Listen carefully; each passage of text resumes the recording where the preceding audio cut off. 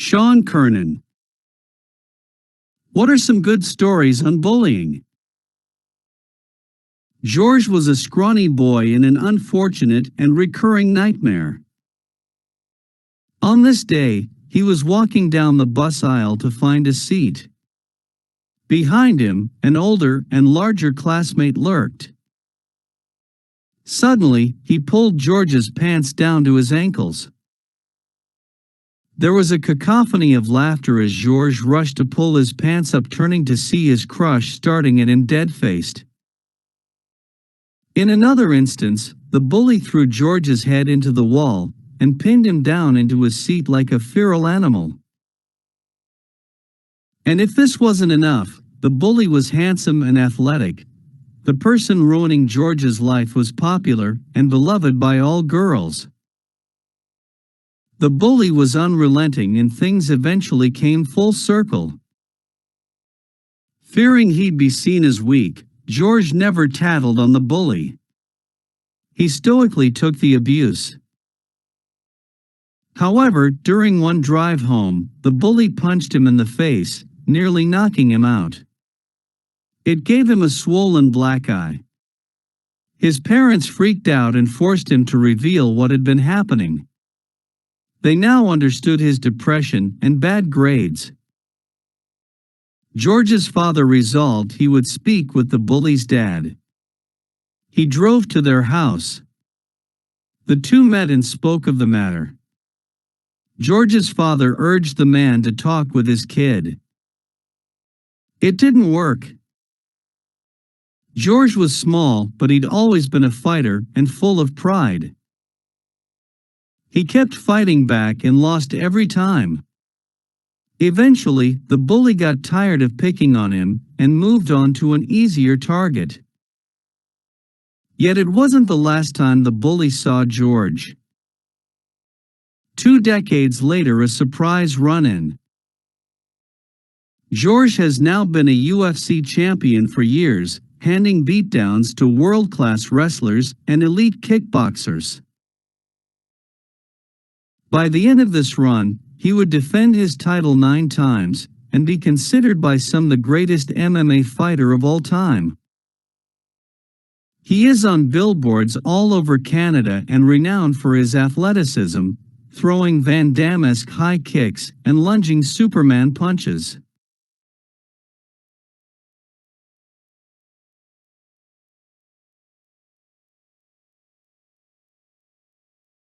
George sat in his car and turned the keys to go run errands. Suddenly, a tall and disheveled man knocked on his window. George rolled down his window and heard, "Do you have any spare change?" It was the bully. The bully recognized George and his face drained. George turned off his car and got out. He struck up a conversation with the man. They spoke for 15 minutes, talking about life and how things had been. The former bully had fallen on hard times. He was unemployed and living on the streets. There was a time when this bully had so much power over George when George wanted nothing more than to kick his ass. And here, fate handed him this opportune moment. Their power dynamic had been reversed. And instead of laying down a beating, George handed him $100 and said, "You're full of potential. Go, man. Do well in your life. You deserve more than this." 1 year goes by. George drove to visit his parents. As he walked into his house, his dad said, "A man came to visit you." It turned out to be his bully. He'd stopped by to thank George for giving him the money and talking to him. It changed his life. That's when George's father told GSP something he'd never mentioned before. When his father went to visit that bully's dad all those years ago, he noticed the dad drinking hard liquor. And when he left, he heard the father yelling at and hitting the bully. The bully was crying out for his dad to stop. The bully had learned to communicate only through aggression and violence. And as is often the case, he repeated the behavior he saw at home. People forget that bullies aren't created in a vacuum. It took me a long time to realize my own bullies came from similar dysfunctional homes, and that they didn't know how to reconcile their own feelings. They couldn't fix their pain, so they projected it on others. It was the only currency they knew. Anyone who follows MMA knows that Georges St. Pierre is the nicest guy in the sport. He never badmouths people or curses at them. He became this way because bullies drove him to pursue martial arts and learn respect.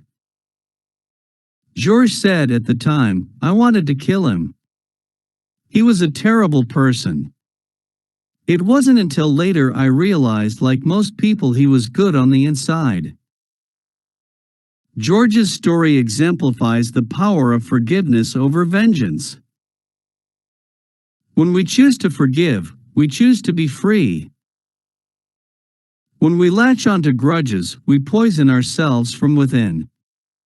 We become vindictive, bitter people. We become no better than the abused bully. We spread our pain rather than heal it. It's as Confucius said, "Before you embark on a journey of revenge, dig 2 graves. One for your intended, the other for yourself." Corny as it sounds, the best revenge is to stay kind, succeed, and enjoy your life. 43.3K views.